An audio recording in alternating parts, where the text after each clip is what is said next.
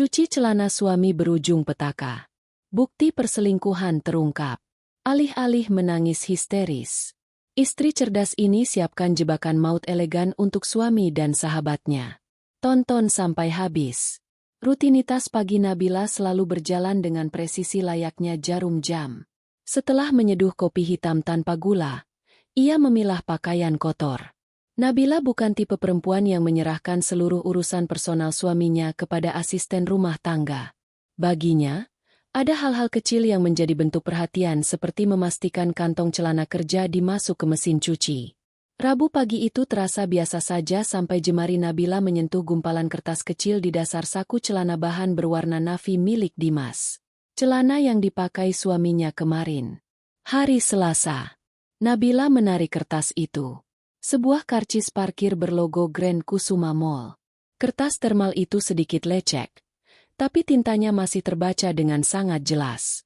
Nabila meratakan kertas tersebut di atas mesin cuci dan matanya menyisir deretan angka yang tertera di sana.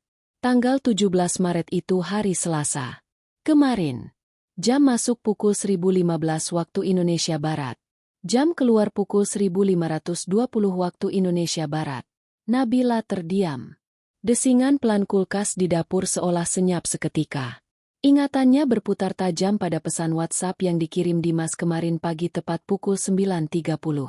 Sayang, maaf aku nggak bisa angkat telepon. Asam lambungku kumat parah. Ulu hati rasanya ditusuk-tusuk. Aku udah minta izin manajer buat istirahat di klinik kantor seharian. Enggak sanggup lihat layar laptop. Nabila ingat betul ia membalas pesan itu dengan kepanikan yang tertahan. Menawarkan diri untuk mengirimkan obat atau menjemputnya. Tapi Dimas menolak dengan halus. Beralasan ia hanya butuh tidur dan perawat klinik sudah memberinya obat. Sore harinya saat pulang ke rumah, wajah Dimas memang terlihat lelah. Ia langsung mandi dan tidur pulas. Nabila menatap karcis parkir itu lagi 5 jam. Suaminya menghabiskan waktu 5 jam di salah satu pusat perbelanjaan paling mewah di kota ini. Di jam kerja, di hari ia mengaku sedang meregang kesakitan di ranjang klinik kantor. Tidak ada air mata yang jatuh. Tidak ada isakan histeris atau keinginan untuk membanting barang. Alih-alih hancur, otak Nabila justru langsung menyalakan alarm analitisnya. Sesuatu yang busuk sedang disembunyikan darinya. Nabila tidak membuang karcis itu. Ia melipatnya kembali dengan rapi, membawanya ke ruang kerja dan menyimpannya di dalam dompet kecil yang jarang ia pakai. Celana navy itu ia masukkan ke dalam mesin cuci, membiarkan air dan sabun membersihkan kotoran fisiknya. Meski kotoran kebohongan Dimas kini tertinggal di tangan Nabila, siang harinya rumah sepi. Nabila duduk di sofa ruang tengah. Secangkir teh caumile yang sudah dingin bertengger di meja kaca. Ia membuka ponselnya. Niat awalnya hanya ingin mendistraksi pikiran yang sedari tadi merangkai berbagai skenario terburuk. Ia membuka Instagram membiarkan ibu jarinya menggeser layar secara mekanis. Deretan Instastory muncul berurutan. Nabila mengklik lingkaran dengan foto profil Rina. Rina bukan sekadar teman. Ia adalah sahabat yang sudah menemani Nabila sejak zaman kuliah. Mereka tahu rahasia satu sama lain atau setidaknya Nabila pikir begitu. Story pertama Rina adalah foto late art estetik dengan keterangan waktu 23 hours ago. Berarti diunggah kemarin siang sekitar pukul. Story kedua membuat napas Nabila tertahan di tenggorokan. Sebuah foto setengah badan. Rina berdiri di depan cermin sebuah butik mewah. Tersenyum lebar sambil menenteng sebuah tas kulit keluaran terbaru dari jenama desainer ternama. Captionnya singkat. Self-reward after a long month. Tas belanja 2 kilauan. Nabila memperbesar layar ponselnya. Matanya memindai setiap piksel dalam foto tersebut. Latar belakang butik itu sangat khas. Pilar marmer hitam dengan aksen emas.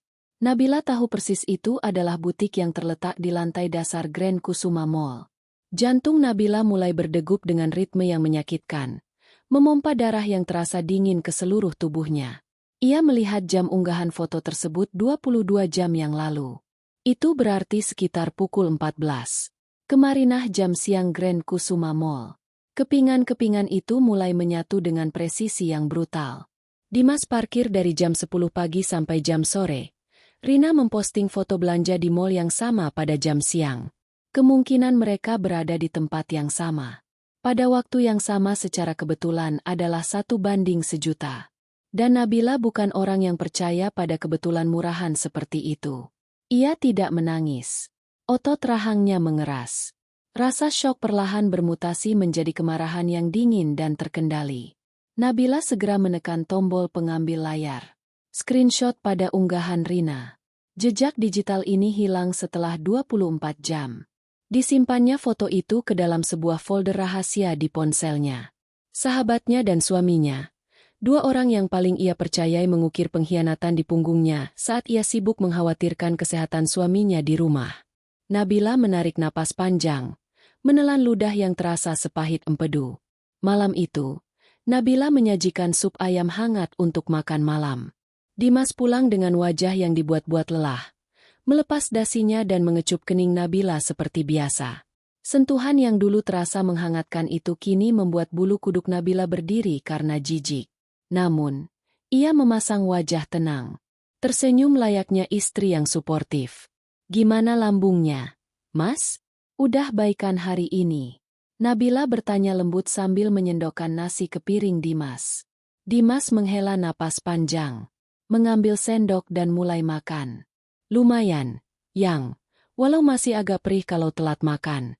Untung kemarin aku benar-benar istirahat total di klinik. Kalau dipaksain kerja bisa masuk UGD kali aku." Nabila duduk di seberangnya menopang dagu. "Kasihan banget suamiku. Kemarin di klinik sepi kan kamu bisa tidur nyenyak." "Sepi banget. Cuma ada suster Tari yang jaga. Dia bawain aku teh hangat sama biskuit gandum. Bosan sih tiduran doang dari pagi sampai sore. Tapi mau gimana lagi? AC kliniknya dingin banget lagi." Dimas bercerita dengan artikulasi yang lancar. Tatapannya lurus ke mata Nabila. Tanpa ada jeda atau kedipan panik yang biasanya menunjukkan kebohongan. Nabila mengunyah makanannya perlahan. Kemampuan suaminya merangkai narasi palsu ini sungguh luar biasa. Jika saja Nabila tidak menemukan karcis parkir itu, ia pasti akan menelan mentah-mentah cerita ini dan merasa bersimpati. Dimas bahkan memasukkan detail spesifik. Nama perawat, teh hangat, biskuit gandum, dinginnya AC klinik untuk membuat kebohongannya terdengar solid. "Syukurlah kalau gitu. Besok-besok jangan telat makan lagi ya, Mas. Aku sampai kepikiran lo kemarin pengen nyusul ke kantor bawain obat." Dimas tertawa kecil mengusap punggung tangan Nabila di atas meja. "Enggak usah repot-repot. Sayang, aku kan udah gede. Bisa ngurus diri sendiri.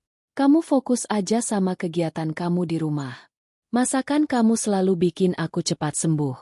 "Ya, kamu memang sangat pintar mengurus dirimu sendiri, Mas. Mengurus dirimu dan selingkuhanmu di Grand Kusuma Mall." Batin Nabila mencemooh.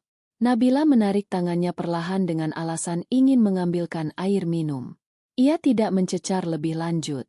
Pertanyaan-pertanyaan tadi sudah cukup. Ia kini memiliki bukti lisan dari Dimas yang mengonfirmasi bahwa alibinya untuk hari Selasa adalah tidur di klinik seharian.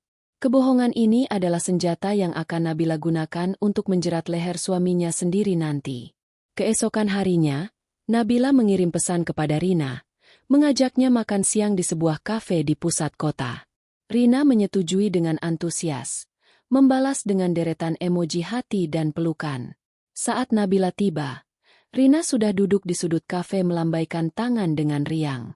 Penampilannya paripurna seperti biasa. Rambut di-blow rapi, riasan flawless, dan di kursi sebelahnya bertengger tas desainer baru yang Nabila lihat di Instastory tempo hari. "Nabila AA. Ya ampun kangen banget." Rina berdiri dan memeluk Nabila erat. Wangi parfum floral Rina menyeruak. Nabila membalas pelukan itu dengan tepukan ringan di punggung, menyembunyikan rasa mual yang tiba-tiba mengocok perutnya. Mereka duduk dan memesan makanan. Rina langsung memulai obrolan dengan energi yang meledak-ledak, menceritakan drama di kantornya dan keluh kesahnya tentang betapa sulitnya mencari pria yang serius komitmen. Nabila mendengarkan dengan senyum simpul, sesekali merespons dengan anggukan. "Oh ya, gimana kabar Dimas? Kemarin lusa aku dengar dari temanku yang satu gedung sama dia. Katanya Dimas sakit ya?" Rina bertanya. Nadanya terdengar sangat kasual dan penuh empati. Nabila menatap mata Rina lekat-lekat. Tidak ada gurau rasa bersalah di sana. Hanya wajah seorang sahabat yang peduli. Iya. Asam lambungnya kumat parah. Seharian tiduran di klinik kantor katanya. Kasihan. Ya ampun. Get well soon buat Dimas ya. Lo juga jangan kecapean ngurusin dia. Suami kalau lagi sakit kadang manjanya ngalah-ngalahin baikan. Rina tertawa renyah. Iya. Begitulah. Nabila membiarkan tawa Rina mereda sebelum mengalihkan pandangannya ke kursi kosong di sebelah sahabatnya itu. Tas baru ya, Rin. Bagus banget. Dior musim ini kan aku lihat story kamu kemarin. Rina sedikit tersentak. Gerakannya saat mengaduk minuman terhenti sekian detik. Tapi ia dengan cepat menguasai diri.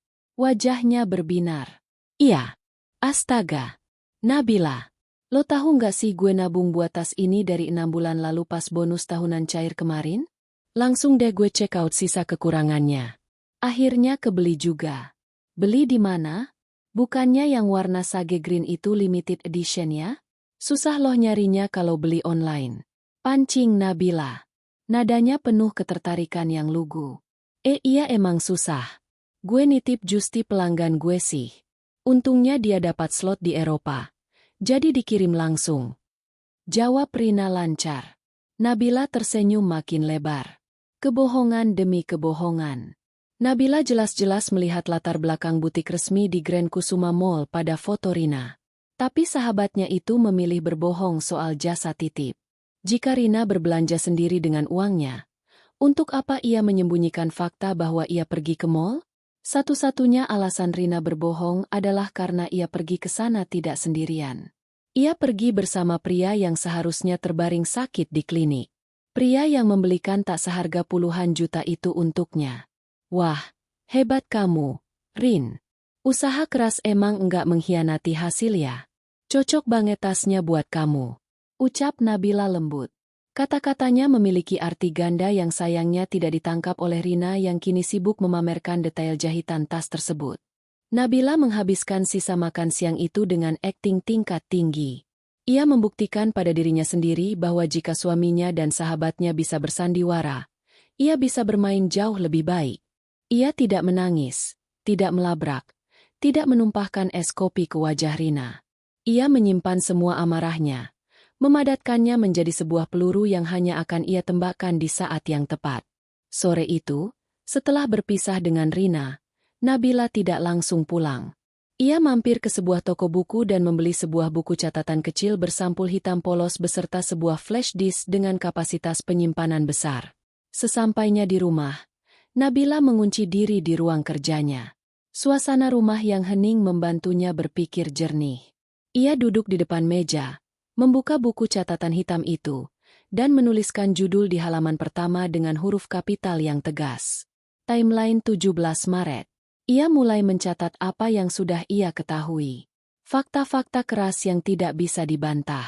Karcis parkir Dimas Grand Kusuma Mall pukul 10.15.15 pukul 1520 alibi Dimas sakit di klinik kantor terbukti bohong melalui penemuan karcis unggahan Rina foto di butik Dior lantai dasar Grand Kusuma Mall diposting sekitar pukul 14 di hari yang sama kebohongan Rina mengaku membeli tas lewat Justif online. Padahal foto diambil di butik fisik mengaku membelinya dari uang tabungan dan bonus. Nabila memutar pena di sela-sela jarinya. Instingnya mengatakan perselingkuhan ini bukan hal baru. Sinkronisasi mereka sangat rapi. Kebohongan Dimas sangat terstruktur dan akting Rina sangat natural. Ini bukan kesalahan satu malam. Ini adalah sebuah rutinitas maksiat yang sudah dipoles berkali-kali hingga mereka merasa tak tersentuh. Jika Nabila meledak sekarang dan mengonfrontasi mereka hanya dengan selembar karcis parkir dan screenshot Instagram, mereka berdua akan dengan mudah berkelit. Dimas saja beralasan ia kebetulan mampir ke mall untuk beli obat karena stok di klinik habis. Rina bisa saja beralasan ia memang mampir ke butik untuk sekadar berfoto. Mereka akan menyangka keterlibatan satu sama lain, menyalahkan Nabila karena terlalu paranoid. Dan akhirnya mereka akan merapatkan barisan dan bergerak lebih sembunyi-sembunyi. Nabila tidak akan membiarkan itu terjadi. Ia tidak butuh pengakuan dari bibir pengkhianat. Ia butuh bukti mati. Bukti yang akan membungkam mereka secara permanen. Nabila membuat daftar hal-hal yang harus ia dapatkan di halaman selanjutnya. Mutasi rekening tagihan kartu kredit Dimas untuk membuktikan siapa yang mendanai tas puluhan juta Rina. Rekaman percakapan chat untuk melihat seberapa jauh hubungan mereka. Bukti visual foto atau video yang menampilkan mereka berdua dalam satu frame melakukan kontak fisik. Daftar cuti absensi Dimas untuk memetakan pola pertemuan mereka. Nabila menatap daftar tersebut. Tugas ini tidak mudah. Apalagi ia harus melakukannya persis di bawah hidung suaminya tanpa mengubah rutinitas atau sikapnya sedikit pun. Ia harus menjadi istri yang penurut, lembut, dan penuh perhatian. Sementara di balik layar, ia sedang menggali liang lahat untuk pernikahan mereka sendiri. Tiba-tiba terdengar suara mobil Dimas memasuki garasi. Nabila segera menutup buku catatan hitamnya, menyembunyikannya di laci paling bawah meja kerjanya yang memiliki kunci ganda, dan menyalakan laptop untuk berpura-pura sedang menonton film. Ia menarik napas panjang, menetralkan ekspresi wajahnya, dan mengukir senyum di bibirnya. Langkah kaki Dimas terdengar mendekat ke arah ruang kerja. "Sayang, aku pulang." Sapa Dimas sambil membuka pintu. Wajahnya terlihat cerah. Nabila menoleh. Senyumnya mengembang sempurna. "Hai, Mas. Cepat banget pulangnya hari ini." Dimas menghampiri dan mengecup puncak kepala Nabila. "Iya, kerjaan udah beres. Kangen pengen cepat-cepat di rumah sama kamu." "Pembohong," bisik hati Nabila. Namun bibirnya membalas. "Aku juga kangen, Mas. Kamu mandi dulu. Gi, air hangatnya udah aku siapin." Saat Dimas berbalik menuju kamar mandi, tatapan Nabila berubah sedingin es. Permainan baru saja dimulai dan Nabila bersumpah ia akan memastikan dirinya adalah satu-satunya orang yang berdiri saat permainan ini berakhir. Ia bukan perempuan lemah yang akan meratapi nasib karena dibohongi. Ia akan menguliti kebohongan mereka helai demi helai dan menonton mereka hancur oleh keangkuhan mereka sendiri. Nabila kembali menatap layar komputernya. Investigasi bisu ini telah resmi dimulai. Ia harus bergerak cepat, cerdas, dan yang terpenting tidak boleh ada kesalahan. Jarum jam dinding di kamar utama menunjuk angka 2 dini hari.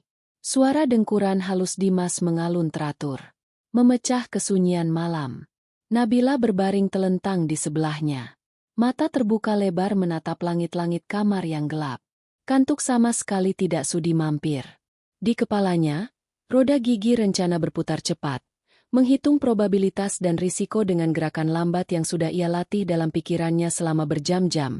Nabila menyibakkan selimut. Ia turun dari ranjang tanpa menimbulkan decit sekecil apapun dari pegas kasur.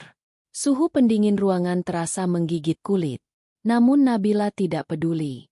Ia memungut ponsel Dimas yang tergeletak di atas nakas yang sedang diisi daya. Nabila tahu persis kebiasaan suaminya. Dimas adalah pria yang metodis. Namun seringkali meremehkan hal-hal kecil seperti tidak pernah mengganti passcode ponselnya sejak 5 tahun lalu. Kombinasi tanggal lahir mendiang ibunya. Nabila menekan N digit angka tersebut. 120.858 kunci terbuka dengan bunyi klik pelan. Nabila membawa ponsel itu keluar kamar menuju ruang kerjanya yang kedap suara. Ia menyalakan lampu meja yang temaram. Jari-jarinya dengan sigap menavigasi layar sentuh langsung menuju aplikasi mobile banking dan kotak masuk email. Aplikasi B membutuhkan pemindaian wajah atau sidik jari. Jadi Nabila beralih ke strategi kedua. Tagihan elektronik kartu kredit di email. Ia mengetikkan kata kunci estatement dan platinum. Di kolom pencarian kotak masuk Gmail Dimas muncul rentetan surel dari bank. Nabila membuka surel terbaru yang berisi ringkasan transaksi bulan berjalan yang belum dicetak. Ia mengunduh lampiran PDF-nya. Password dokumen itu adalah tanggal lahir Dimas. Layar ponsel menampilkan deretan tabel transaksi. Mata Nabila memindai dari atas ke bawah. Mencari tanggal 17 Maret dan di sanalah ia. Baris itu seolah bercetak tebal mengejek Nabila dengan angka-angka nominalnya. 1703 pukul 14.15 Christian Dior Grand Kusuma IDR 65 juta. Nabila menahan napas 65 juta rupiah. Suaminya baru saja menggesek kartu kredit untuk membelikan tas mewah bagi sahabatnya. Di saat Nabila sendiri masih memakai tas kerja yang sama sejak 3 tahun lalu. Karena Dimas selalu beralasan mereka harus berhemat untuk cicilan rumah. Rasa sakit akibat pengkhianatan ini kini bercampur dengan rasa muak yang luar biasa. Tanpa membuang waktu, Nabila meneruskan forward surel tagihan tersebut ke alamat email rahasia yang baru ia buat sore tadi. Setelah terkirim, ia masuk ke folder send items dan menghapus jejak pengiriman itu secara permanen dari teras. Ponsel Dimas kini bersih seperti sedia kala. Nabila mengembalikan ponsel itu ke atas nakas, menyambungkannya kembali ke kabel pengisi daya dengan posisi yang persis sama. Ia kembali berbaring di sebelah pria yang kini terasa seperti orang asing baginya. 65 juta. Nabila memejamkan mata, membiarkan angka itu membakar habis sisa-sisa cinta naif yang mungkin masih bersembunyi di sudut hatinya. Hari Jumat tiba. Nabila memutuskan sudah waktunya untuk menghancurkan alibi klinik kantor yang dibanggakan Dimas. Ia tidak bisa bertanya langsung ke resepsionis atau HRD tanpa mengundang kecurigaan. Ia butuh pendekatan yang lebih halus. Pagi-pagi sekali, Nabila memanggang brownies coklat, resep andalannya. Siang harinya, dengan riasan natural dan senyum keibuan yang sempurna, ia mendatangi gedung perkantoran tempat Dimas bekerja. Nabila tahu hari Jumat usai salat Jumat. Dimasnya selalu rapat mingguan tertutup di lantai 12. Ini adalah celah waktu yang aman. Nabila melangkah ke lobi lantai 10. Divisi tempat Dimas bernaung. Ia menyapa Ardi, salah satu junior Dimas yang sering mampir ke rumah mereka untuk urusan pekerjaan. Ardi sedang duduk di mejanya sambil menyeruput kopi es. Mbak Nabila tumben mampir. Mbak Mas Dimas lagi meeting di atas sama jajaran direksi. Sapa Ardi kaget sekaligus sopan. Iya, Ardi. Sengaja nggak ngabarin Dimas. Ini kebetulan habis baking. Sayang kalau dimakan sendiri. Tolong bagi-bagi ke anak-anak divisi ya. Ucap Nabila lembut sambil meletakkan kotak brownies di meja. Wah, makasih banyak loh, Mbak. Tahu aja kita lagi butuh yang manis-manis. Ardi tertawa sumringah. Nabila mencondongkan tubuhnya sedikit, memelankan suaranya, memasang raut wajah khawatir yang sangat meyakinkan. Sama-sama. Oh ya, Di, aku tuh kesini juga mau nanya sedikit. Tapi jangan bilang Dimas ya. Nanti dia ngomel aku terlalu cerewet. Ardi mengerutkan kening, ikut merendahkan suaranya. Ada apa, Mbak? Selasa kemarin kan asam lambungnya Dimas kumat parah sampai seharian di klinik kantor. Aku tuh kepikiran terus. Kemarin dia ditangani sama suster tarikannya. Minta tolong dong kalau kamu pas ke bawah. Tanyain ke suster tari. Dimas itu sebenarnya dikasih obat apa aja sih? Soalnya obat dari dokter langganan kita kayaknya udah nggak mempan. Ardi menatap Nabila dengan raut wajah bingung. Matanya berkedip cepat memproses informasi tersebut. Lombak Selasa kemarin. Suster tari. Iya, Selasa kemarin. Kenapa Mbak? Hari Selasa kemarin tuh klinik kantor tutup total karena lagi ada disinfeksi rutin dari manajemen gedung. Suster tari juga lagi cuti melahirkan dari minggu lalu. Lagian hari Selasa kemarin Mas Dimas kan nggak masuk ke kantor sama sekali. Dia WhatsApp ke grup divisi pagi-pagi. Izin cuti mendadak karena ada urusan keluarga di luar kota. Makanya kita cover kerjaan dia seharian. Skakmat. Udara di sekitar Nabila terasa membeku sesaat. Namun ia dengan cepat memaksakan tawa kecil yang canggung seolah baru menyadari kebodohannya sendiri. Astaga Ardi. Ya ampun aku yang pikun. Selasa kemarin itu dia izin urus tanah warisan keluarganya di Bogor. Kan? Ya ampun aku ketukar sama kejadian bulan lalu pas lambungnya kumat. Maaf ya dimaklum ibu-ibu banyak pikiran di rumah. Ardi ikut tertawa. Kebingungannya lenyap digantikan maklum. Halah, Mbak, santai aja. Kirain Mas Dimas kenapa-napa. Ya udah, aku pamit dulu ya, Di. Ingat, browenia dihabisin. Jangan bilang, Dimas, aku habis kesini dan nanya yang aneh-aneh. Malu aku ketahuan pikunnya. Nabila melambaikan tangan dengan riang. Begitu pintu lift tertutup dan Nabila sendirian di dalam kubus logam tersebut. Senyumnya lenyap tanpa sisa. Wajahnya mengeras seperti pahatan batu pualam. Klinik tutup. Suster Tari cuti melahirkan izin urusan keluarga. Kebohongan Dimas bukan sekadar celah, melainkan sebuah kawah besar yang menganga. Semuanya sudah terkonfirmasi oleh pihak ketiga. Hari Sabtu adalah hari malas di rumah keluarga Nabila. Biasanya Dimas akan menghabiskan pagi dengan mencuci mobil kesayangannya, lalu mandi berlama-lama. Nabila tahu ini adalah jendela kesempatannya. Saat terdengar suara gemericik air dari kamar mandi utama, Nabila segera bergerak. Ponsel Dimas tergeletak di atas kasur. Tidak terkunci karena ia baru saja selesai memutar playlist lagu akustik di speaker Bluetooth. Ini adalah keteledoran fatal dari seorang peselingkuh. Nabila sudah menyiapkan tablet miliknya di atas meja rias. Layarnya menampilkan situs WhatsApp web dengan kode QR yang siap dipindai. Tangan Nabila tidak gemetar sedikitpun saat ia mengangkat ponsel Dimas. Ia membuka aplikasi WhatsApp, masuk ke menu Linked Devices dan mengarahkan kamera ponsel suaminya ke layar tabletnya. Ting! Pemindaian berhasil. Pesan-pesan mulai tersinkronisasi dan memenuhi layar tablet Nabila. Ia segera keluar dari menu tersebut di ponsel Dimas, meletakkannya kembali persis di posisi semula dan membawa tabletnya keluar kamar menuju ruang kerjanya. Jantungnya berdebar, tapi bukan karena takut ketahuan, melainkan karena antusiasme berburu mangsa. Nabila menyambungkan tabletnya ke jaringan internet rahasia dari tethering ponsel lamanya. Berjaga-jaga jika Dimas mengecek histori router Wi rumah. Ia mulai menyisir daftar obrolan. Di halaman utama semuanya terlihat normal. Grup kantor, grup keluarga, pesan dari Ardi, promosi operator. Tidak ada nama Rina. Namun Nabila tidak sebodoh itu. Pria yang menyembunyikan selingkuhan tidak akan membiarkan kontaknya terpampang di halaman depan. Nabila menekan tombol Archivate Charge. Obrolan yang diarsipkan. Ada 5 obrolan di sana. 4 di antaranya adalah grup spam dan penawaran kartu kredit. Obrolan kelima memiliki nama kontak montir bengkel Pak Yanto. Nabila tersenyum sinis. Klise sekali. Ia mengklik obrolan tersebut. Tidak ada foto profil, hanya siluet abu-abu. Namun, rentetan pesan di dalamnya sama sekali tidak membahas soal oli mesin atau kampas rem. Nabila membaca percakapan terakhir mereka dari hari Selasa malam. Pak Yanto udah nyampai rumah yang aman. Pak Yanto, makasih ya buat hari ini. Tasnya cantik banget. Aku suka.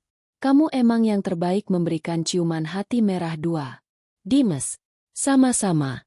Sayang, yang penting kamu senang dan makin cantik. Udah aman kok. Orang rumah percaya aku seharian tepar di klinik. Tadi malam aku ganti pas kode kartu biar tagihannya nggak dikirim fisik ke rumah. Tenang aja, Pak Yanto. Pintar banget sih suamiku ini. Hei, besok Selasa depan kita lunch di tempat biasa ya. Sekalian ambil barang yang kemarin kelupaan. Dimas, siap. Sayang, nanti aku atur alasan ke klien lagi. Miss you. Mata Nabila menelusuri rentetan teks itu dengan tatapan mematikan. Panggilan suamiku. Dari Rina untuk Dimas membuat perut Nabila bergejolak ingin muntah. Mereka bahkan merencanakan pertemuan berikutnya. Selasa depan, lunch di tempat biasa. Nabila tidak membuang sedetik pun. Ia tidak bisa mengekspor chat itu karena akan meninggalkan jejak di ponsel Dimas. Sebaliknya, ia menggunakan ponsel pintarnya sendiri untuk memotret layar tablet tersebut. Ia memastikan setiap tanggal, jam, dan gelembung pesan terekam dengan jelas dan tajam. Ia mengambil belasan foto dari percakapan mereka selama sebulan terakhir. Memetakan setiap pertemuan rahasia, setiap panggilan sayang yang menjijikan, dan setiap rencana kebohongan yang mereka susun untuk mengelabui Nabila. Setelah selesai, Nabila logot WhatsApp web dari tabletnya. Jejak digital di perangkat Dimas otomatis terhapus tanpa ada notifikasi yang tertinggal. Investigasi siber selesai. Sekarang Nabila butuh bukti lapangan. Bukti yang tidak bisa disangkal dengan alasan dibajak atau iseng. Ia butuh wajah mereka. Selasa pagi akhirnya tiba. Udara Jakarta terasa lebih panas dari biasanya. Namun hati Nabila sedingin puncak Everest. Saat sarapan, Dimas tampil sangat rapi. Ia menyemprotkan parfum Tom Ford favoritnya. Parfum yang jarang ia pakai ke kantor kecuali untuk acara penting. Hari ini aku agak full ya. Yang ada kunjungan ketiga klien beda wilayah dari siang sampai sore. Mungkin pulangnya agak telat. Ujar Dimas sambil merapikan kerahnya di depan cermin. Oh ya, hati-hati di jalan, Mas. Jangan lupa makan siangnya. Nanti lambungnya kumat lagi. Balas Nabila dari arah dapur. Tangannya sibuk memotong buah dengan pisau yang tajam. Ia memaksakan nada suaranya terdengar penuh perhatian. Iya, sayang. Aku jalan dulu, ya. Dimas mengecup pipi Nabila dengan terburu-buru dan melangkah pergi. Begitu mobil Dimas keluar dari pagar, Nabila segera beraksi. Ia sudah merencanakan ini dengan matang. 3 hari yang lalu, ia menyewa sebuah mobil city car berwarna abu-abu gelap dengan kaca film 80%. Mobil itu diparkir di ruko beda blok dari perumahannya. Nabila mengganti pakaian rumahnya dengan kaos hitam panjang, celana jeans, topi bisbol hitam, dan masker medis. Ia memesan ojek daring menuju lokasi mobil sewaannya. Pukul 11.00 siang. Nabila sudah duduk di balik kemudi kar itu. Mesin menyala. AC berembus kencang menepi sekitar 100 m dari gerbang kantor Dimas. Matanya tajam mengawasi setiap kendaraan yang keluar. Pukul 11.30. Mobil SUV putih milik Dimas muncul. Nabila membiarkan satu mobil lain menyela di antara mereka sebelum perlahan membuntuti suaminya. Mengikuti mobil di lalu lintas kota yang pada ternyata lebih memacu adrenalin daripada yang ia bayangkan. Tetapi amarah yang membara di dadanya memberikan fokus yang tajam. Sebagai laser, Dimas tidak mengarah ke kawasan perkantoran klien. Ia mengemudi menuju arah Jakarta Selatan. Masuk ke kawasan apartemen mewah. Nabila tahu tempat itu. Itu adalah kompleks apartemen tempat Rina menyewa sebuah unit studio. Nabila memarkir mobilnya agak jauh dekat area ruko seberang jalan. Karena ia tidak memiliki akses kartu masuk apartemen. Dari posisinya, ia memiliki pandangan jelas ke arah lobi utama. 10 menit kemudian, Rina keluar dari lobi. Ia mengenakan dress selutut bermotif bunga.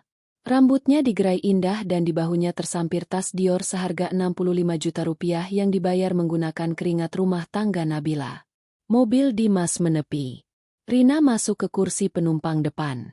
Kursi yang seharusnya menjadi teritori mutlak milik Nabila. Jantung Nabila berdentum keras menghantam tulang rusuknya. Ia mencengkeram kemudi hingga buku-buku jarinya memutih. Mereka berdua meluncur pergi. Nabila kembali membuntuti mereka. Jaraknya ia atur dengan presisi. Tidak terlalu dekat agar tidak masuk jangkauan spion. Tidak terlalu jauh agar tidak kehilangan jejak di lampu merah. Mobil Dimas mengarah ke kawasan perbukitan di daerah Sentul. Mereka menjauhi hiruk-pikuk kota demi mencari tempat bernaung dari mata-mata yang mengenal mereka. Sayangnya, mereka tidak menyadari bahwa mata yang paling berbahaya justru sedang mengikuti mereka dari belakang. Mobil Dimas berbelok masuk ke pelataran parkir sebuah restoran bergaya rustik kelas atas yang tersembunyi di rimbunnya pepohonan pinus. Tempat yang sempurna untuk pasangan yang tidak ingin diganggu.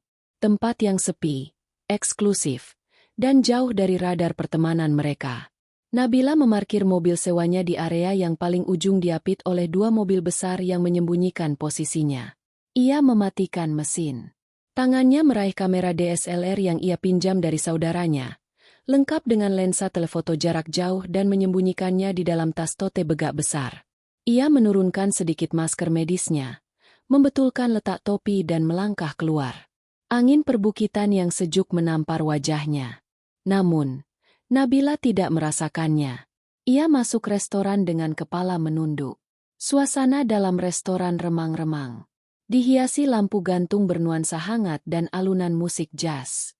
Nabila memindai ruangan di sudut paling belakang dekat jendela kaca besar yang menghadap ke arah lembah. Duduklah 2 orang pengkhianat itu. Mereka memilih meja yang terisolasi dari tamu lain. Nabila memilih meja di area tengah yang dibatasi oleh rak partisi kayu berisi tanaman rambat buatan. Posisinya tertutup dari pandangan Dimas dan Rina. Namun celah di antara daun-daun plastik itu memberikan garis pandang yang sempurna ke arah meja mereka. Seorang pelayan datang. Nabila asal memesan teh peppermint tanpa melihat menu. Begitu pelayan pergi, Nabila mengeluarkan kameranya dari dalam tas secara diam-diam. Ia meletakkannya di atas meja. Lensanya diarahkan tepat melewati celah daun rambat, membidik ke arah sudut ruangan. Ia menyalakan kamera, mengatur fokusnya, dan menekan tombol record rekam untuk video beresolusi tinggi. Layar LCD kameranya kini menampilkan pertunjukan paling memuakan yang pernah ia lihat seumur hidupnya. Di layar itu, Dimas terlihat tertawa lepas. Gigi putihnya berderet rapi. Ia mencondongkan tubuhnya ke depan meja. Rina membalas dengan tawa manja, menyentuhkan ujung jarinya ke hidung Dimas dengan gestur yang sangat intim. Dimas kemudian meraih tangan Rina. Jari jemari mereka bertautan erat di atas meja. Dimas mengangkat tangan Rina dan mengecup punggung tangannya dengan penuh pemujaan. Sementara mata mereka saling mengunci. Tangan Nabila yang memegangi kamera tidak gemetar. Ia menekan tombol shutter berkali-kali di sela-sela perekaman video. Mengambil foto resolusi tinggi dari setiap momen kedekatan fisik mereka. Klik klik klik. Suara rana kamera tertelan oleh alunan musik jazz. Merekam bukti yang tidak akan bisa dibantah oleh pengacara termahal sekalipun. Rina menyuapkan sepotong kue ke mulut Dimas. Dimas menerimanya dengan senyum nakal lalu mengusap sisa krim di sudut bibir Rina menggunakan ibu jarinya. Nabila merekam semuanya selama hampir 30 menit. Ia merekam ciuman di pipi, pelukan hangat saat mereka bangkit dari kursi, dan tawa renyah yang mengiris-iris sisa harga diri Nabila. Ia telah melihat cukup. Ia telah mendokumentasikan semuanya. Kepingan puzzle investigasinya kini sudah utuh dan terekatkan dengan darah hatinya sendiri. Nabila mematikan kamera, memasukkannya kembali ke dalam tas dengan hati-hati. Ia meletakkan selembar uang R000 di bawah cangkir tehnya yang belum tersentuh sama sekali. Lalu beranjak pergi melalui pintu samping restoran sebelum Dimas dan Rina sempat menuju kasir. Saat kembali duduk di dalam city car swaannya, Nabila melepas maskernya. Ia menatap pantulan dirinya di kaca spion tengah. Matanya merah, namun tidak ada setitik pun air mata yang tumpah. Wajahnya adalah wajah seorang eksekutor yang baru saja menajamkan pisau guillotinnya. Investigasi selesai. Dimas Rina berpikir mereka sangat pintar merajut jaring kebohongan. Mereka tidak tahu bahwa Nabila baru saja membungkus jaring tersebut untuk mencekik leher mereka berdua. Bukti mutasi, alibi palsu, chat mesra, dan kini video 4K kemesraan mereka. Nabila menggenggam kartu as yang akan menghancurkan dunia mereka. Nabila menyalakan mesin mobilnya dan menginjak pedal gas. Melesat menembus kabut tipis Sentul menuju Jakarta. Bagian menyedihkan dari cerita ini telah berakhir. Saatnya merencanakan sebuah pesta. Pesta makan malam ulang tahun pernikahan yang tidak akan pernah mereka lupakan seumur hidup. 2 minggu setelah pengintaian di Sentul, hari yang ditunggu-tunggu Nabila akhirnya tiba. Hari ulang tahun pernikahan mereka yang kelima. Bagi sebagian besar pasangan, ini adalah momen untuk merayakan cinta dan merenungkan perjalanan bersama. Bagi Nabila ini adalah tenggat waktu eksekusi. Nabila telah merencanakan malam ini dengan ketelitian seorang arsitek yang sedang membangun monumen. Ia memasak hidangan favorit Dimas beef Wellington dengan tingkat kematangan medium rare disajikan bersama mashed potato yang creamy dan tumis asparagus. Di tengah meja makan kayu jati mereka. Sebotol red wine Cabernet Sauvignon klasik telah dibuka untuk bernapas bersanding dengan 3 gelas kristal yang berkilau di bawah temaram lampu gantung 3 gelas. Nabila telah mengirimkan pesan kepada Rina 3 hari yang lalu, memintanya datang. Rin, Jumat malam ini anniversary aku sama Dimas yang kelima. Dimas bilang dia pengen ngerayain kecil-kecilan aja di rumah. Tapi aku ngerasa hampa banget kalau sahabat terbaikku nggak ada. Kamu wajib datang ya. Please? Pura-pura aja kamu mau surprise-in kita. Kita makan malam bertiga. Rina tentu saja setuju dengan antusiasme palsunya. Ia bahkan berjanji akan membawakan kue. Bagi Nabila, mengundang Rina adalah keharusan. Konfrontasi ini tidak akan sempurna jika kedua tikus itu tidak berada di dalam satu perangkap yang sama. Pukul malam, Dimas pulang. Ia membawa sebuket mawar merah besar dan sebuah kotak perhiasan kecil dari merek ternama. Wajahnya dihiasi senyum memikat. Jenis senyum yang dulu selalu berhasil membuat lutut Nabila lemas. Selamat hari jadi yang kelima, sayang. Ucap Dimas lembut menyerahkan bunga dan kotak itu. Maaf ya, aku cuma bisa beliin kalung sederhana ini. Nanti kalau bonus akhir tahun turun, aku janji kita liburan ke luar negeri. Nabila menerima buket itu, menghirup aroma mawarnya dalam-dalam. Makasih, Mas. Kalungnya cantik sekali. Kebetulan banget. Aku juga punya hadiah spesial buat kamu. Tapi nanti ya setelah makan malam. Wah, bikin penasaran aja. Keke Dimas sambil melonggarkan dasinya. Matanya tertuju pada meja makan yang tertata sempurna. Kamu masak beef Wellington? Pantas dari depan wangi banget. Tapi kok gelas wine-nya ada 3? Belum sempat Nabila menjawab. Bel pintu rumah berbunyi nyaring. Biar aku yang buka. Setelah Nabila cepat, ia melangkah menuju pintu depan, meninggalkan Dimas yang masih berdiri dengan dahi berkerut. Saat pintu terbuka, Rina berdiri di sana dengan gaun merah marun yang sangat pas di badan, menonjolkan lekuk tubuhnya. Tangannya menenteng sebuah kotak cece-cake dan tentu saja tas Dior seharga 65 juta rupiah yang menggantung bangga di bahunya. Nabila happy anniversary sayang. Seru Rina memeluk Nabila dengan gaya teatrikalnya yang biasa.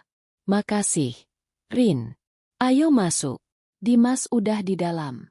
Nabila membukakan pintu lebih lebar, mempersilakan duri dalam dagingnya itu melangkah masuk ke ruang makan. Ketika Dimas melihat Rina, Nabila yang berdiri di belakang sahabatnya itu tidak melewatkan kilatan panik sekilas di mata suaminya. Rahang Dimas menegang sepersekian detik sebelum ia berhasil menguasai diri dan memaksakan tawa yang terdengar sedikit sumbang. "Lo Rina kok ada di sini?" tanya Dimas. Suaranya sedikit lebih tinggi dari biasanya. "Kejutan dong, Mas." "Dimas, Nabila maksa aku datang. Katanya biar ramai. Enggak apa-apa kan aku numpang makan enak di hari spesial kalian." Rina tersenyum genit. Sebuah gestur yang mungkin terlihat biasa bagi orang luar, namun kini terasa begitu menjijikan di mata Nabila. "Oh, iya, tentu aja. Santai aja, Rin. Ayo duduk." Dimas menarik kursi di ujung meja. Matanya dengan cepat melirik Nabila, mencoba mencari tanda-tanda kecurigaan. Namun, Nabila hanya membalasnya dengan senyum manis seorang nyonya rumah yang sempurna. Permainan makan malam berbisa pun dimulai. Suasana makan malam itu adalah sebuah mahakarya komedi satir. Di permukaan obrolan mengalir lancar. Rina menceritakan kelucuannya di kantor.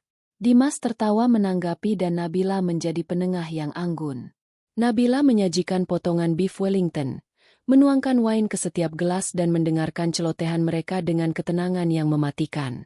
Di balik meja, Nabila menyadari betapa lihainya dua orang ini bermain peran. Jika Nabila tidak memiliki bukti-bukti itu di tangannya, ia pasti akan mengira malam ini adalah malam yang sempurna bersama dua orang terdekatnya. Namun kini setiap tawa Dimas terdengar seperti sayatan pisau dan setiap panggilan sayang dari Rina kepada Nabila terasa seperti ludah di wajahnya. Setelah hampir 1 jam, piring-piring utama telah kosong. Dimas mengelap mulutnya dengan serbet kain. Tampak sangat puas. "Masakan kamu malam ini luar biasa, Yang. Beef Wellingtonnya lebih enak dari restoran bintang 5 manapun." Puji Dimas tulus. "Iya, setuju banget. Lo emang juara kalau urusan dapur. Nap, kalau gue si boro-boro bisa bikin ginian. Masa air aja kadang gosong pancinya." Timpal Rina sambil menyesap sisa wine-nya. Nabila meletakkan pisau dan garpunya dengan gerakan perlahan. Sangat terukur. Denting logam yang beradu dengan porselen terdengar nyaring di ruangan yang mendadak hening. Ia menatap lurus ke arah Dimas lalu ke arah Rina. Sorot matanya kini tidak lagi menyembunyikan kehangatan. Kosong, dingin, dan tajam. "Senang kalau kalian suka." Nabila memulai. Suaranya pelan, namun memiliki ketegasan yang aneh.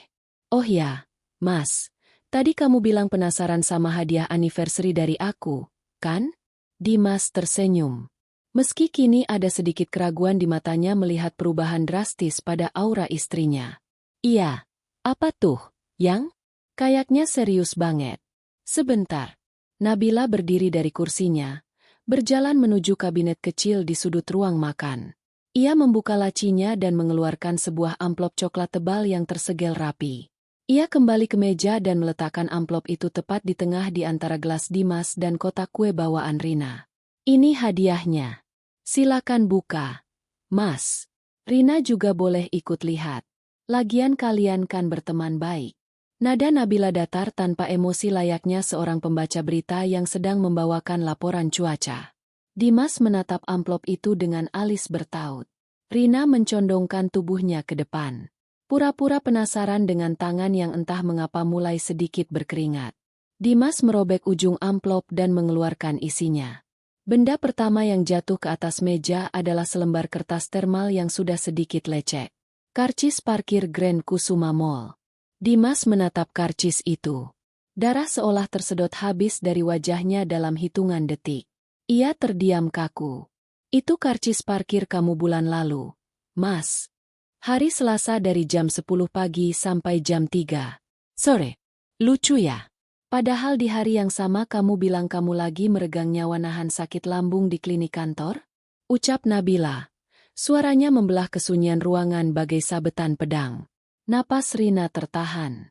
Ia mengenali tanggal itu. Mata Rina membulat panik, menatap bergantian antara karcis dan Nabila. Dengan tangan gemetar, Dimas menarik lembaran berikutnya dari dalam amplop. Sebuah printout berwarna. Itu adalah tangkapan layar tagihan kartu kredit platinum miliknya dengan baris transaksi 65 juta rupiah di butik Christian Dior yang ditandai dengan stabilo merah tebal. Di sebelahnya disematkan foto Instastory Rina yang sedang memamerkan tas tersebut di hari dan jam yang sama. Sayang, ini suara Dimas serak. Nyaris tak terdengar. Terus buka Dimas potong Nabila dingin. Masih ada hidangan utamanya. Dimas menarik napas putus-putus. Ia menarik sisa kertas di dalam amplop. Kali ini sebuah flash disk ditemani oleh beberapa lembar foto berukuran 5R dengan kualitas gambar 4K yang sangat tajam. Foto dirinya dan Rina di restoran Sentul. Dimas mengecup tangan Rina. Rina menyuapi kue ke mulut Dimas dan sebagai penutup tangkapan layar percakapan WhatsApp antara Dimas dan montir bengkel Pak Yanto yang penuh dengan panggilan mesra dan rencana kotor mereka. Keheningan yang menyusul terasa begitu pekat hingga bisa dipotong dengan pisau. Suara detak jarum jam di dinding terdengar seperti hitungan mundur menuju kiamat. Muka Dimas sepucat mayat. Matanya melebar penuh horor menatap deretan bukti yang menghancurkan seluruh realitas palsu yang telah ia bangun. Rina di sisi lain meja menutupi mulutnya dengan tangan yang gemetar hebat. Air mata kepanikan mulai menggenang di matanya. Tas Dior miliknya yang sedari tadi ia banggakan kini tergeletak di lantai. Jatuh dari sandaran kursi tanpa ia sadari. Jadi, Nabila memecah kebisuan, melipat kedua tangannya di atas meja, menatap mereka bergantian dengan ekspresi wajah seorang ratu yang sedang mengadili para pengkhianat. Siapa yang mau memotong kuenya duluan? Nabila ini enggak seperti yang kamu pikirkan. Suara Dimas bergetar, memecah keheningan. Ia mencoba meraih tangan Nabila di atas meja, tapi Nabila menarik tangannya dengan cepat, seolah Dimas adalah penyakit menular. Gak seperti yang aku pikirkan. Nabila mengulang kalimat itu dengan senyum miring yang meremehkan. Maksudmu? Karcis parkir itu terbang sendiri ke saku celanamu. Kartu kreditmu digesek oleh hantu di butik Dior. Dan yang difoto Sentul itu doppelganger kalian yang sedang syuting film romantis picisan. Nabila P. Dimas bangkit dari kursinya dan menjatuhkan diri berlutut di samping kursi Nabila. Ia mencengkeram lengan pinggiran kursi. Air matanya mulai menetes. Aku hilaf. Nak, sumpah ini cuma pelarian sesaat. Aku stres di kantor. Tekanan kerjaku berat dan Rina cuma tempat aku cerita awalnya. Enggak lebih. Aku tetap cintanya cuma sama kamu. Mendengar namanya disebut sebagai pelarian. Rina yang sejak tadi mematung tiba-tiba meledak. Ia berdiri. Kursinya terdorong kasar ke belakang. Pelarian sesaat kamu bilang. Jerit Rina. Air mata melunturkan maskara mahalnya. Ia menatap Dimas dengan murka sebelum beralih ke Nabila. Rina mengambil langkah maju mencoba memainkan kartu andalan para pengecut. Playing victim. Lo dengerin gue dulu. Nak, ini bukan sepenuhnya salah gue. Rina menuding Nabila dengan jari telunjuknya yang gemetar. Lo tuh terlalu sibuk. Lo selalu mentingin urusan rumah. Ngurusin hobi-hobi lo sampai lo lupa merhatiin Dimas. Dimas itu kesepian. Nap. Dia butuh perempuan yang bisa ngedengerin dia, yang bisa diajak have. Bukan cuma nyiapin baju sama makanan doang. Gue cuma ngisi kekosongan yang lo biarin nganga di pernikahan kalian. Nabila tidak berkedip. Ia tidak menangis, tidak menjerit histeris, tidak melempar gelas wain ke wajah sahabatnya itu. Meski tangannya sangat ingin melakukannya, ia duduk tegak, menata pertunjukan menjijikan di depannya dengan tatapan menghakimi. Ia membiarkan Rina menyelesaikan omong kosongnya yang manipulatif. Setelah Rina terengah-engah kehabisan napas, Nabila berdiri dengan tenang. Ia berjalan mendekati Rina. Tingginya sedikit melebihi Rina. Dan dengan sepatu hak yang masih ia kenakan, Nabila menatap tajam ke bawah, langsung ke mata Rina yang berenang dalam kepanikan. Udah selesai monolognya, Rin? Nabila bertanya dengan nada datar yang membekukan darah. Dimas kesepian. Kamu ngisi kekosongan. Jangan mencoba membalut kebusukanmu dengan kalimat puitis yang murah. Nabila menunjuk tumpukan bukti di atas meja. Kamu tidur dengan suami sahabatmu sendiri bukan karena empati. Kamu melakukannya demi tas 65 juta, fine dining di restoran mewah, dan validasi ego bahwa kamu bisa merebut milik orang lain. Jangan pernah menyalahkan caraku menjadi istri untuk membenarkan moralitasmu yang seharga tas obralan. Rina terkesiap, seolah baru saja ditampar secara fisik. Mulutnya terbuka tutup tapi tidak ada suara yang keluar. Nabila menoleh ke bawah, menatap Dimas yang masih berlutut seperti cacing kepanasan. Dan kamu, Mas, hilaf. Hilaf itu kalau kamu tidak sengaja menyenggol gelas sampai pecah, berbohong soal sakit, menyusun alibi dengan rapi, mengubah nama kontak WhatsApp jadi montir bengkel, dan menghabiskan puluhan juta untuk selingkuhanmu. Itu bukan hilaf. Itu adalah sebuah rencana yang dieksekusi dengan kesadaran penuh. Nap, aku mohon. Dimas menangis terseduh-seduh memegangi lutut Nabila. Aku bakal lakuin apa aja. Aku putusin Rina sekarang juga. Aku janji gak akan pernah hubungin dia lagi. Kita perbaiki semuanya ya. Kita mulai dari awal. Please, jangan hancurin pernikahan kita. Nabila menendang pelan tangan Dimas agar menyingkir dari lututnya. Tatapannya tidak memancarkan secercah pun rasa iba. Pernikahan kita sudah kamu hancurkan sejak hari Selasa itu. Dimas, ucap Nabila dingin. Aku hanya sedang membersihkan puing-puingnya. Dimas mencoba berdiri. Wajahnya merah padam karena malu, marah, dan putus asa. Ia menatap Nabila, mencoba mencari celah kelemahan. Setitik saja rasa kasihan di mata perempuan yang telah mendampinginya selama 5 tahun itu. Tapi yang ia temukan hanyalah dinding baja yang mustahil ditembus. Nabila yang ada di depannya saat ini bukanlah Nabila yang lembut dan pemaaf. Ini adalah seorang perempuan yang telah membakar jembatannya sendiri dan tidak berniat untuk kembali. Malam ini juga kamu kemasi barang-barangmu, Mas, baju, sepatu, laptop, semuanya. Dan angkat kaki dari rumah ini. Perintah Nabila dengan artikulasi yang sangat jelas. Mata Dimas membulat. Ketakutannya perlahan digantikan oleh ego laki-laki yang terluka. Ia menegakkan tubuhnya, mencoba mengintimidasi Nabila dengan posturnya. Kamu gak bisa ngusir aku gitu aja, Nap? Ini rumahku juga. Kita beli perabotan ini sama-sama. Aku yang bayar sebagian tagihan listriknya. Kamu nggak berhak bertindak seenaknya mentang-mentang lagi marah. Nabila tidak mundur. Seipun. Sudut bibirnya justru tertarik ke atas, membentuk senyum sinis yang merendahkan. Ah, kamu lupa ingatan rupanya karena kebanyakan berbohong. Balas Nabila tajam. Ia melangkah perlahan mengelilingi meja makan. Tanah ini dibeli pakai uang tabunganku sebelum kita menikah. Bangunan ini berdiri di atas nama ibuku. Ya, kamu memang patungan beli sofa dan kulkas.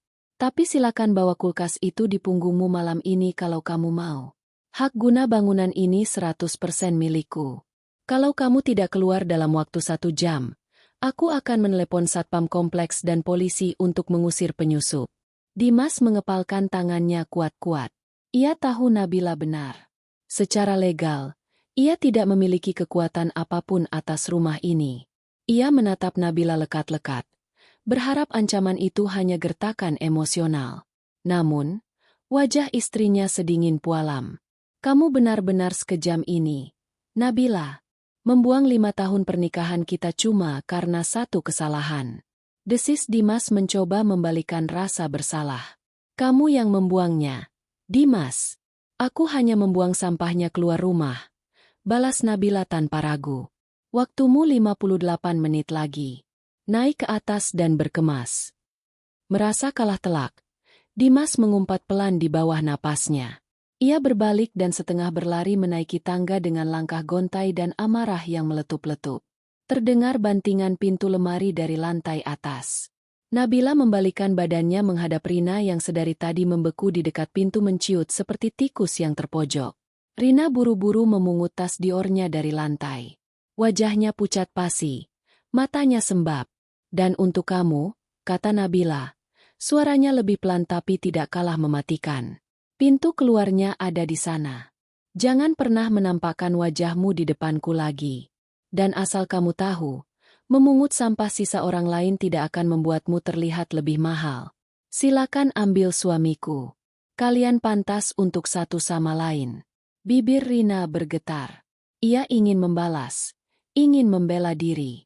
Namun tatapan membunuh Nabila menyedot habis seluruh keberaniannya. Rina berbalik setengah berlari membuka pintu utama dan menghilang ke dalam kegelapan malam tanpa mengucapkan sepatah kata pun. Suara decit ban mobil Rina yang dipacu kencang memecah kesunyian jalanan perumahan. 30 menit kemudian, Dimas turun membawa sebuah koper besar dan satu tas ransel yang menggelembung penuh. Wajahnya kusut, matanya merah. Ia berdiri di ambang pintu ruang tamu, menatap Nabila yang sedang berdiri menyilang dada di dekat meja makan. Nabila menatapnya balik tanpa emosi, memastikan pria itu benar-benar melangkah keluar.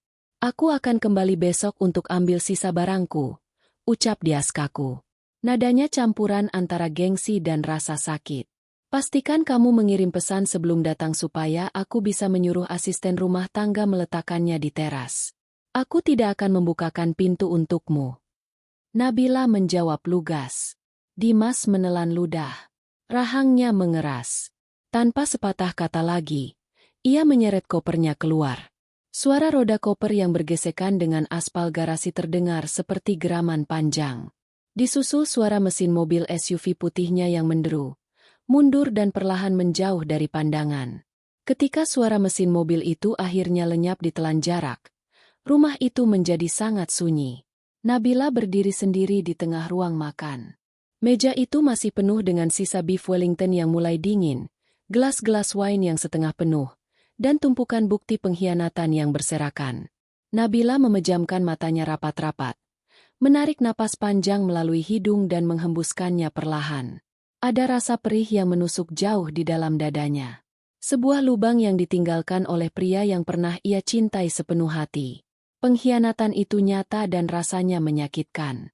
Namun, Nabila tidak membiarkan satu tetes pun air mata jatuh dari matanya malam itu. Ia perempuan rasional. Ia tidak akan menangisi kepergian seorang pembohong. Ia menatap ke arah pintu yang kini tertutup rapat. Ini bukan akhir dunianya. Ini adalah operasi pengangkatan tumor berdarah yang sukses.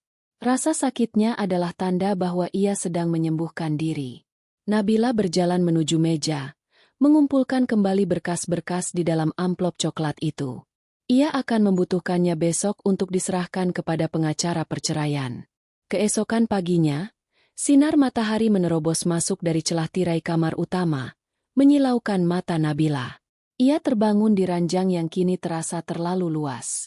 Namun entah mengapa udaranya terasa jauh lebih segar. Ia baru saja menyeduh kopi ketika ponselnya berdering di atas meja dapur. Layar ponsel menampilkan nama ibu mertua.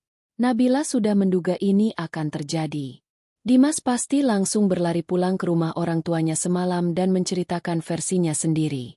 Versi yang sudah dimanipulasi agar ia tidak terlihat terlalu brengsek. Dengan tenang, Nabila menekan tombol terima dan mengaktifkan mode loudspeaker, membiarkan ponsel itu tergeletak di meja sambil ia mengadu kopinya. Halo, Ibu. Sapa Nabila dengan sopan. Nabila, apa-apaan kamu ini? Ibu kaget setengah mati semalam Dimas pulang bawa koper nangis-nangis. Kamu ngusir suami kamu sendiri dari rumah. Suara ibunda Dimas melengking tinggi. Syarat akan kemarahan dan tuduhan di seberang sana. Nabila menyesap kopinya perlahan. Rasanya pas pahit dengan sedikit jejak fruity. Iya, Bu. Nabila yang suruh Dimas keluar. Kamu itu istri macam apa? Dimas itu tulang punggung. Kamu jangan gampang emosi begitu dong. Nak, ibu dengar dari Dimas. Dia memang salah. Dia hilaf jalan sama teman kamu. Tapi kan namanya juga laki-laki. Nap, kadang ada belok-beloknya sedikit. Suami itu dididik bukan diusir. Omelan mertuanya terdengar seperti kaset rusak yang memutar dogma patriarki kuno. Kamu harus mikir panjang. Nama baik keluarga kita gimana kalau tetangga sampai tahu? Masa cuma karena emosi sesaat? Pernikahan 5 tahun kalian hancur. Kamu maafkan dia. Ya, nanti siang ibu suruh Dimas pulang ke rumah minta maaf sama kamu. Nabila meletakkan cangkirnya. Wajahnya mengeras. Tidak ada toleransi untuk manipulasi murahan ini. Bu, potong Nabila. Suaranya tenang.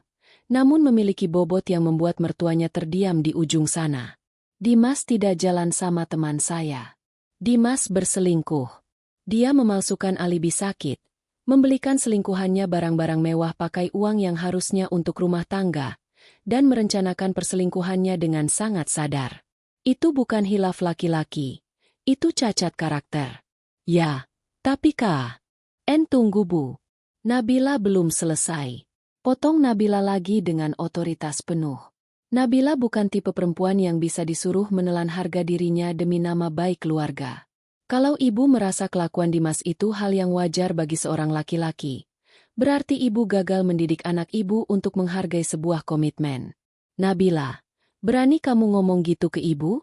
Bentak ibu mertuanya. Napasnya terdengar memburu karena marah. Nabila berani ngomong sesuai fakta. Bu. Nabila meraih ponselnya, mematikan mode loudspeaker, dan mendekatkannya ke telinga. Setelah telepon ini kutup, Nabila akan kirimkan sebuah video ke WhatsApp ibu. Silakan ibu tonton sendiri apa yang anak ibu lakukan di belakang Nabila. Setelah itu, tolong jangan pernah hubungi Nabila lagi untuk menyuruh Nabila memaafkan anak ibu. Nabila akan urus surat gugatan cerainya hari Senin. Tanpa menunggu balasan dari mertuanya yang masih megap-megap menahan amarah, Nabila memutus panggilan sepihak. Ia membuka aplikasi WhatsApp, mencari kontak ibu mertuanya, dan mengirimkan file video berdurasi 3 menit yang ia rekam di restoran Sentul. Video dengan kualitas 4K yang menampilkan adegan suap-suapan mesranan menjijikan antara Dimas dan Rina. Sen tanda centang 2 seketika berubah menjadi biru. Nabila meletakkan ponselnya dengan posisi tengkurap. Ia meraih cangkir kopinya lagi berjalan menuju jendela ruang tengah yang menghadap ke taman kecilnya. Hari ini adalah hari Sabtu. Cuacanya sangat cerah. Nabila tersenyum tipis. Tidak ada air mata, tidak ada penyesalan, hanya perasaan lega yang luar biasa. Perang belum benar-benar selesai. Masih ada urusan legal yang harus diselesaikan. Tapi Nabila tahu ia sudah memenangkan pertempuran paling penting, memenangkan dirinya kembali. Senin pagi bergulir dengan langit Jakarta yang tertutup mendung tipis, berbanding terbalik dengan suasana hati Nabila yang terang benderang. Pukul tepat, ia sudah duduk di ruang tunggu sebuah firma hukum papan atas di kawasan Sudirman. Penampilannya paripurna. Setelan blazer berwarna navy. Warna yang sama dengan celana Dimas yang memulai rentetan kehancuran ini. Celana kulot berpotongan tegas dan sepatu hak tinggi yang memancarkan dominasi. Pengacara yang ia temui bernama Baskara, seorang pria parubaya dengan reputasi sebagai algojo. Di pengadilan agama, Baskara membolak-balik isi amplop coklat yang diserahkan Nabila. Semakin lama ia membaca transkrip chat dan melihat lembaran foto tersebut. Alisnya semakin terangkat. Ibu Nabila Baskara meletakkan kacamata bacanya di atas meja pualam. Saya sudah menangani ratusan kasus perceraian. Biasanya klien saya datang dengan air mata, kebingungan, dan bukti yang setengah matang. Tapi Anda Anda membawa sebuah kasus yang sudah selesai bahkan sebelum masuk ruang sidang. Nabila tersenyum tipis, menyilangkan kakinya dengan anggun. Saya bukan orang yang suka membuang waktu untuk menangisi sesuatu yang sudah mati, Pak Baskara. Saya hanya ingin memastikan bangkainya tidak mencemari hidup saya lagi. Bagaimana dengan pembagian aset? Baskara mencondongkan tubuhnya ke depan. Mari kita bedah. Rumah yang Anda tempati mutlak milik Anda karena bersertifikat atas nama ibu Anda sebelum pernikahan. Tabungan pribadi Anda aman. Mobil SUV putih itu atas nama Bapak Dimas dibeli setelah menikah. Jadi itu harta bersama. Namun Baskara mengetuk pelan perintahu tagihan kartu kredit Dimas. Tagihan puluhan juta untuk barang mewah yang bukan untuk keperluan rumah tangga ini beserta hutang-hutang kartu kreditnya yang lain bisa kita jadikan argumen kuat bahwa dia telah merugikan finansial keluarga tangga. Kita bisa menekan dia untuk menyerahkan hak mobil itu kepada Anda sebagai kompensasi atau membiarkan dia menelan utangnya sendiri sementara Anda melenggang bersih. Biarkan dia membawa mobil itu beserta seluruh utang kartu kreditnya. Potong Nabila cepat. Saya tidak mau memakai barang bekas perselingkuhan. Pastikan saja pengadilan membebankan seluruh tagihan konyol itu murni ke punggungnya. 65 juta untuk tas Dior itu harus dia bayar dengan keringatnya sendiri. Bukan dari harta gonogini kita. Sangat bisa diatur, Bu. Baskara mengangguk mantap. Surat gugatan akan saya daftarkan hari ini juga. Bapak Dimas akan menerima panggilannya dalam beberapa hari ke depan. Nabila bangkit berdiri, menjabat tangan Baskara dengan erat. Serangan pertama telah diluncurkan. Dimas mungkin berpikir ia bisa lolos hanya dengan kehilangan rumah dan istri. Tapi Nabila akan memastikan pria itu keluar dari pernikahannya dengan kantong yang benar-benar kering. Bagi Nabila, menghancurkan pernikahan mereka belumlah cukup. Dimas telah menggunakan waktu dan fasilitas perusahaan untuk memfasilitasi perselingkuhannya. Pria itu membangun ilusi sebagai karyawan berdedikasi tinggi yang bahkan rela sakit di klinik kantor. Nabila merasa perusahaan berhak tahu siapa sebenarnya yang mereka pekerjakan. Nabila tidak melakukan aksi labrak kampungan ke kantor Dimas. Ia tidak akan merendahkan martabatnya dengan berteriak-teriak di lobi gedung ditarik oleh satpam. Pembalasan dendam yang elegan bekerja dalam diam. Siang itu, Nabila menyewa jasa kurir instan untuk mengirimkan sebuah paket ke kantor Dimas. Tujuannya bukan meja Dimas, melainkan langsung ke ruangan Head of Human Resources, HRD, dan manajer divisi Dimas. Paket itu ditandai sangat rahasia pribadi. Di dalam paket tersebut terdapat salinan karcis parkir mall, foto Dimas dan Rina di Sentul yang diambil pada jam kerja dan sebuah surat pengantar yang diketik sangat rapi oleh Nabila. Kepada YTH Bapak Ibu HRD. Bersama surat ini, saya Nabila, istri dari saudara Dimas, Divisi Marketing bermaksud melakukan klarifikasi terkait catatan absensi suami saya demi keperluan legal proses perceraian kami. Pada hari Selasa, 17 Maret, saudara Dimas mengklaim sedang terbaring sakit di klinik kantor dari pagi hingga sore hari. Namun bukti terlampir karcis parkir dan dokumentasi foto menunjukkan bahwa pada hari dan jam kerja aktif tersebut yang bersangkutan berada di Grand Kusuma Mall dan sebuah restoran di Sentul, untuk kepentingan pribadi yang melanggar etika pernikahan kami. Saya memohon maaf jika masalah pribadi ini menyentuh ranah profesional. Saya hanya menyerahkan fakta ini agar pihak manajemen dapat meninjau ulang integritas absensi yang bersangkutan. Mengingat ia memalsukan kondisi kesehatan untuk membolos kerja. Keputusan selanjutnya sepenuhnya berada di tangan manajemen perusahaan. Hormat saya, Nabila. 2 jam kemudian, efek domino itu runtuh. Di lantai 10, Dimas sedang sibuk menyusun laporan ketika telepon di mejanya berdering. Sekretaris manajernya memintanya segera naik ke lantai 12 ke ruang HRD. Dimas melangkah dengan santai, mengira itu adalah pembahasan soal promosi yang memang sedang ia incar tahun ini. Begitu ia masuk ruangan, suasana sedingin es menyambutnya. Manajer divisinya dan direktur HRD duduk dengan wajah kaku. Di atas meja kaca mereka, tergeletak surat Nabila beserta foto dirinya yang sedang mencium tangan Rina di Sentul. Darah Dimas berdesir hebat. Seketika turun ke ujung kaki. Ruangan itu seolah berputar. Duduk, Dimas. Perintah manajernya dengan nada rendah yang berbahaya. Kami butuh penjelasan. Apakah benar pada tanggal 17 Maret saat kamu izin sakit parah di klinik dan membiarkan timu kelabakan McFever deadline klien, kamu justru sedang berada di Sentul? Dimas membuka mulutnya, tapi suaranya tercekat. Alibi. Apalagi yang bisa ia ciptakan saat foto resolusi tinggi itu menatapnya dengan telanjang. Integritas adalah nilai utama perusahaan ini, Dimas. Tambah Direktur HRD tajam. Berbohong soal penyakit, memanipulasi absensi, dan menggunakan jam kerja untuk urusan yang tidak pantas ini adalah pelanggaran berat terhadap kode etik karyawan SP3. Dan sejujurnya kami sedang mempertimbangkan pemecatan tidak hormat atas dasar penipuan absensi. Dimas keluar dari ruangan itu 1 jam kemudian dengan wajah hancur lebur. Ia diberikan pilihan mengundurkan diri hari itu juga untuk menyelamatkan sisa karirnya di tempat lain, atau dipecat dengan catatan buruk yang akan masuk ke database rekam jejak HRD nasional.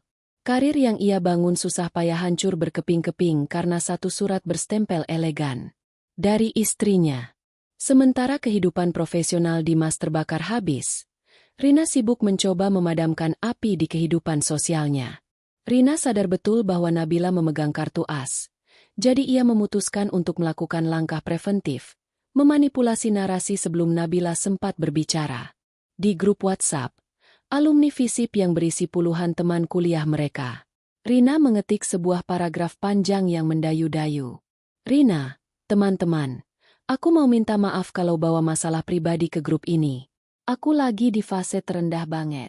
Rumah tangga Nabila dan Dimas sebenarnya udah hancur dari lama. Dimas curhat ke aku karena dia merasa tertekan dan enggak dihargai Nabila di rumah. Aku sumpah awalnya cuma mau jadi pendengar yang baik, tapi Dimas terus ngejar aku, ngasih aku barang-barang, dan memanipulasi perasaanku sampai aku luluh. Aku tahu aku salah, tapi posisi aku di sini juga korban manipulasi Dimas. Tolong jangan hakimi aku sebelum tahu cerita dari sisi aku. Wajah menangis kencang. Pesan itu memancing reaksi berantai. Beberapa teman yang tidak tahu menahu mulai mengetik pesan simpati.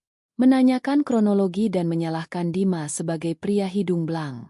Nabila sedang duduk di sofa rumahnya, menyesap teh hijau saat notifikasi grup itu bermunculan beruntun. Ia membaca narasi playing victim Rina dengan tawa kecil yang sinis. Rina benar-benar tidak pernah belajar. Nabila tidak membalas dengan paragraf pembelaan diri. Ia membiarkan Rina merasa di atas angin selama 15 menit. Lalu Nabila mengunggah lampiran 1 dokumen PDF, 2 file video. PDF itu berisi tangkapan layar chat montir bengkel Pak Yanto. Video pertama adalah rekaman kemesraan menjijikan mereka di Sentul. Video kedua yang paling mematikan adalah kompilasi Instastory Rina yang memamerkan tas Dior dipadukan dengan mutasi kartu kredit Dimas di jam yang sama. Nabila hanya mengetik 1 kalimat pendek. Sebagai caption Nabila, korban manipulasi tidak merencanakan jadwal perselingkuhan secara rutin dan tidak menyebut suami sahabatnya dengan panggilan suamiku. Selamat menikmati tontonannya teman-teman. Maaf menyita storage handphone kalian. Grup yang tadinya riuh seketika mati suri. Hening. Selama 10 menit penuh tidak ada satupun yang mengetik. Bukti yang Nabila jatuhkan terlalu telanjang, terlalu brutal, dan merobek habis topeng korban yang Rina pakai. Lalu pesan pertama muncul dari Siska, ketua angkatan mereka yang terkenal blak-blakan. Siska Sinting Lorin, tas 65 juta lo bilang manipulasi perasaan. Lo jual harga diri lo ke suami sahabat lo sendiri. Nes pesan itu membuka bendungan caci maki. Puluhan anggota grup mulai menyerang Rina tanpa ampun. Kata-kata pelakor enggak tahu diuntung dan ular memenuhi layar. Beberapa teman yang tadi bersimpati pada Rina kini berbalik memakinya karena merasa dibodohi. Rina left the group. Nabila mengunci layar ponselnya.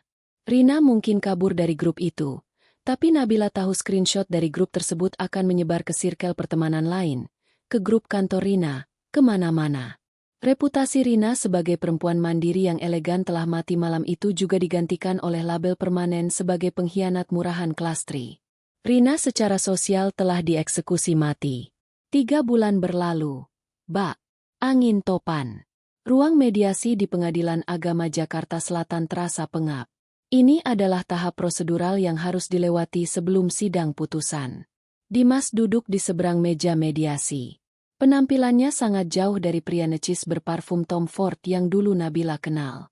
Kemejanya agak kusut, kantung matanya menghitam dan bahunya merosot turun.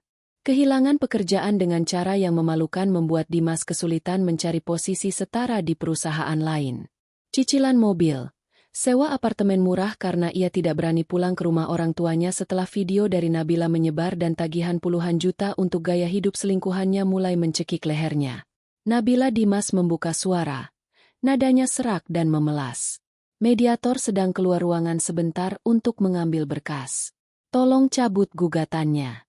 Aku udah hancur. Nap. Aku dipecat gara-gara laporanmu ke HRD. Rina. Hubungan kami malah jadi berantakan karena sekarang aku gak bisa nurutin gaya hidupnya lagi. Aku baru sadar selama ini cuma kamu yang benar-benar tulus nerima aku apa adanya. Nabila menatap Dimas tanpa berkedip. Tidak ada sebersit rasa iba di hatinya.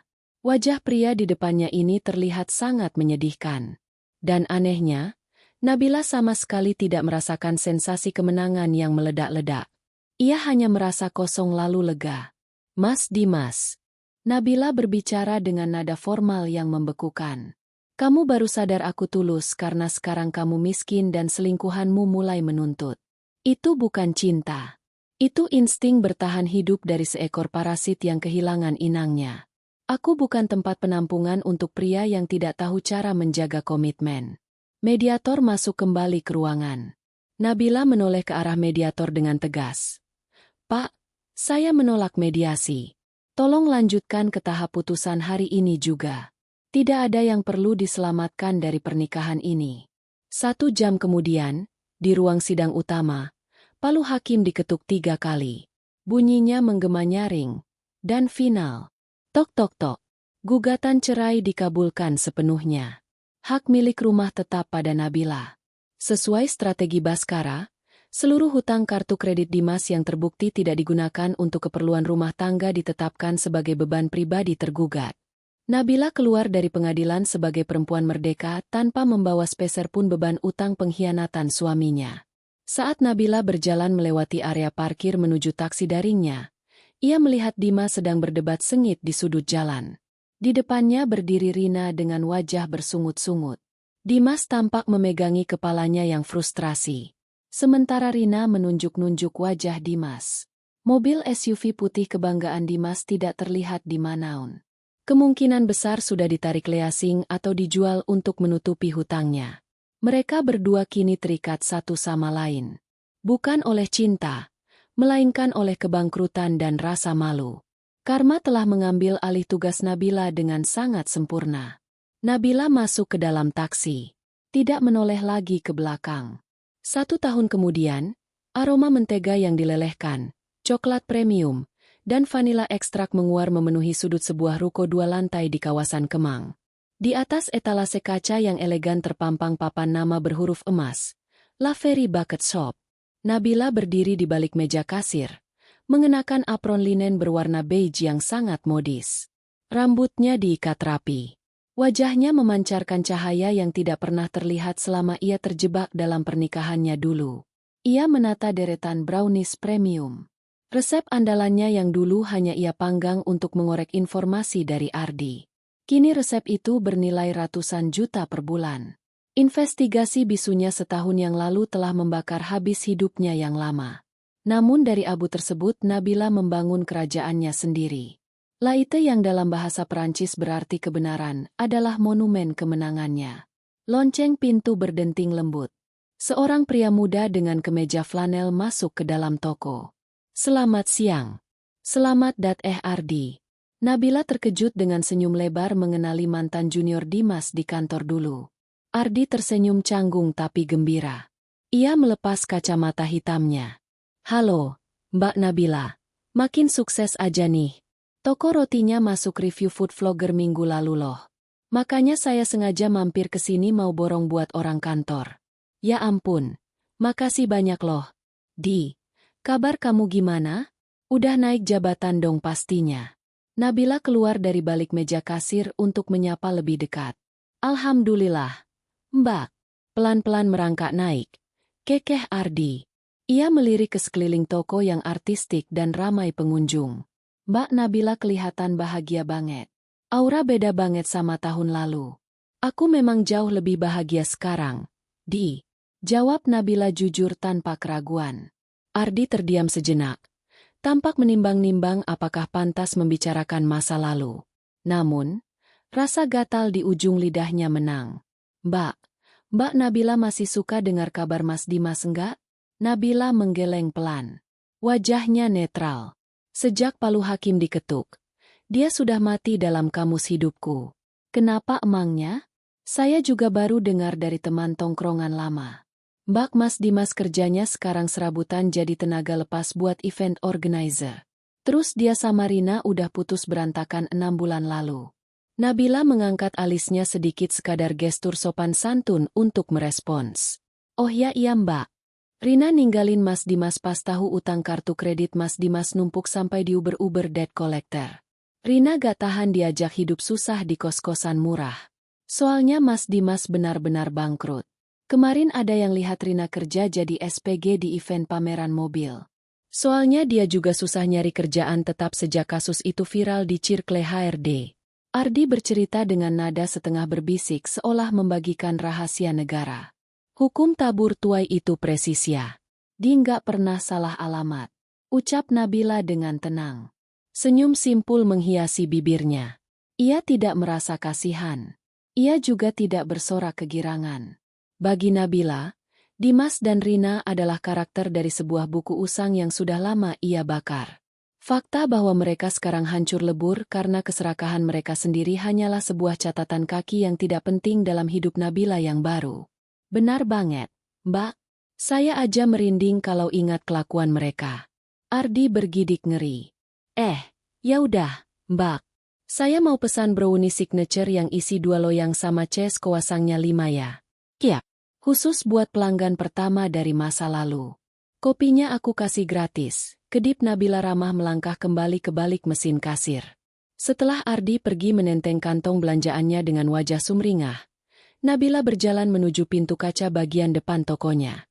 Ia membalikan papan tanda kecil yang menggantung di sana, mengubah tulisan open menjadi arah jalanan, menandakan tokonya siap menyambut dunia luar. Sinar matahari musim semi yang hangat menerobos masuk menerpa wajah Nabila.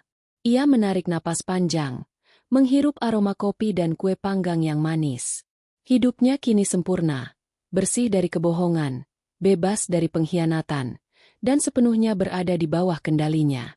Karcis parkir yang terlipat itu dulunya adalah awal dari kiamat kecil di hidupnya. Namun kini Nabila menyadari karcis parkir itu adalah tiket VIP menuju kebebasannya. Nabila tersenyum pada pantulan dirinya di kaca. Cerita pengkhianatan itu telah usai dan babak baru tentang kejayaannya baru saja dimulai. Kalau kamu di posisi Nabila, bakal setegar ini ngumpulin bukti diam-diam atau langsung labrak mereka hari itu juga? Coba tulis di komen kamu tim elegan atau tim labrak? Terima kasih sudah bertahan sampai akhir cerita ini. Jangan lupa like, comment, dan subscribe agar channel ini terus berkembang dan bisa berbagi lebih banyak kisah yang menyentuh hati. Sampai ketemu di cerita selanjutnya.